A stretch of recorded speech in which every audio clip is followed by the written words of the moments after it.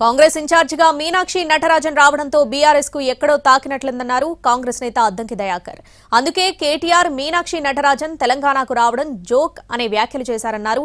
కాంగ్రెస్ సంస్కృతి సంప్రదాయాలకు నిలువెత్తు నిదర్శనం మీనాక్షి నటరాజన్ అన్నారు.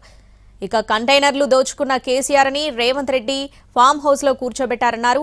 సామాన్య రైతు కుటుంబం నుంచి వచ్చిన రేవంత్ రెడ్డి ముఖ్యమంత్రి అవడాన్ని జీర్ణించుకోలేక బీఆర్ఎస్ అక్కసు వెళ్లకక్కుతుందన్నారు అద్దంకి దయాకర్. మీనాక్షి నటరాజన్ గారు చేసిన కామెంట్స్ బీఆర్ఎస్ వాళ్ళకి ఎక్కడో తాకినట్టుంది. మిత్రుడు కేటీఆర్ మాట్లాడుతున్నాడు, అదొక పెద్ద జోక్ కాంగ్రెస్లో అని చెప్పి. కాంగ్రెస్లో ఈరోజు ఎలాంటి సంస్కృతి సాంప్రదాయాలు, రాజకీయ సాంప్రదాయాలు ఉంటాయో వాటికి నిలువెత్తు రూపం మీనాక్షి నటరాజన్ గారు.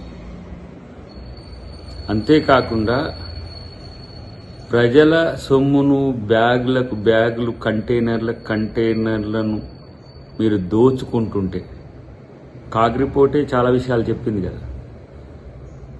అలాంటి నాయకుణ్ణి ఫామ్ హౌస్లో కూర్చోబెట్టింది రేవంత్ రెడ్డి గారు.